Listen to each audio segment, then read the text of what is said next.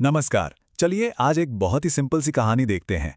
एक ऐसी कहानी जिसमें एक बेहतर और सुकून भरी जिंदगी जीने का एक गहरा राज छिपा हुआ है।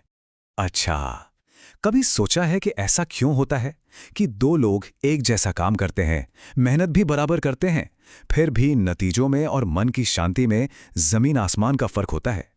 क्या यह सिर्फ किस्मत का खेल है या फिर इसके पीछे कोई और वजह है? इसका जवाब हमें मिलता है दो मालियों की एक कहानी में। तो कहानी है दो मालियों की। दोनों को एक जैसी जमीन मिलती है, एक जैसे औजार मिलते हैं, लेकिन कुछ ही वक्त बाद एक का बगीचा तो एकदम हरा भरा फूलों से महकता हुआ है और दूसरे का बगीचा वो अस्त व्यस्त है, कहीं सूखा तो कहीं जंगली घास, बिल्कुल बेहाल। तो चलिए जरा गहराई में जाते हैं। ये जो फर्क है ना, ये किस्मत का खेल नहीं है। ये तो काम करने के दो बिल्कुल अलग तरीकों का, दो अलग सोच का नतीजा है। और इन दो तरीकों को नाम दिया गया है कर्मयोगी और कर्मभोगी। वो जो कामयाब माली था ना, उसका तरीका है कर्मयोग। अब ये सिर्फ हार्डवर्क की बात नहीं है।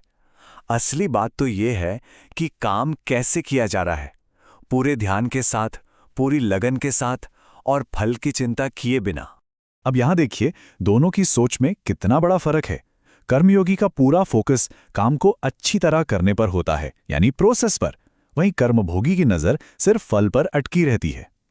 कर्मयोगी बगीचे के हर हिस्से पर, हर पौधे पर बराबर ध्यान देता है, लेकिन कर्मभोगी क्या करता है? उसे बस कुछ सुंदर फूलों वाले पौधों से लगाव हो जाता है और बाकी पूरे बगीचे को नजरअंदाज कर देता है।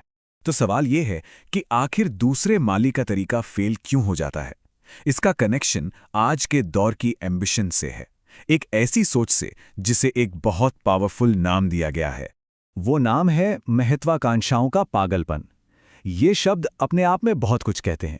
मतलब एक ऐसी दिमागी हालत जहां इंसान बस नतीजों के पीछे अंधाधुंध भाग रहा है और यही भागदौड़ उसकी सारी चिंता और परेशानी की जड़ बन जाती है। तो ये पागलपन आता कहां से है?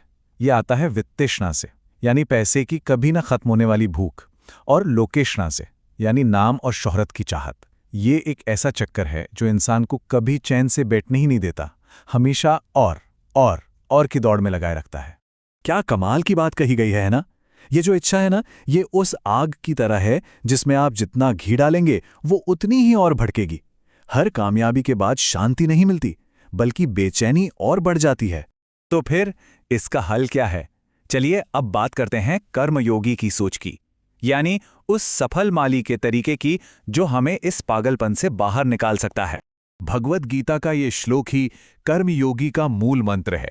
इसका सीधा सा मतलब है अपने काम को बेहतरीन तरीके से करना, पूरी कुशलता से करना ही असली योग है। लेकिन एक मिनट, यहां कुशलता का मतलब क्या है? ये सिर्फ टैलेंट या किसी काम में माहिर होने की बात नहीं है। नहीं, ये उससे कहीं बढ़कर है। ये तो मन की एक हालत है, एक तरह की अवेयरनेस है। तो इसे अपनी जिंदगी में उतारें कैसे? इसके 3 बहुत ही सिंपल स्टेप्स हैं। पहला, जो भी काम हाथ में है बस उसी पर अपना पूरा फोकस लगा दो। दूसरा, एकदम चौकन्ना रहना, ठीक वैसे ही जैसे वो माली कीड़े मकोड़ों और फालतू घास पर नजर रखता था। और तीसरा, काम के हर छोटे बड़े हिस्से को, जड़ों से लेकर फूलों तक, सबको बराबर इंपॉर्टेंस देना। और इसका फायदा क्या होता है? सीधा सा फायदा यह है कि लाइफ में एक बैलेंस बना रहता है। जब हम एक चीज, मान लीजिए पैसा, उसके पीछे भागते हुए सेहत या परिवार को भूल जाते हैं, तो हमारा जीवन भी उसी बिखरे हुए अस्थिर बगीचे जैसा हो जाता है जो कभी भी ढह सकता है। तो फिर कर्मयोग से मिलता क्या है आखिर में? इसका जो असली इनाम है वो शायद वो नहीं जो ज्यादातर लोग सोचते हैं।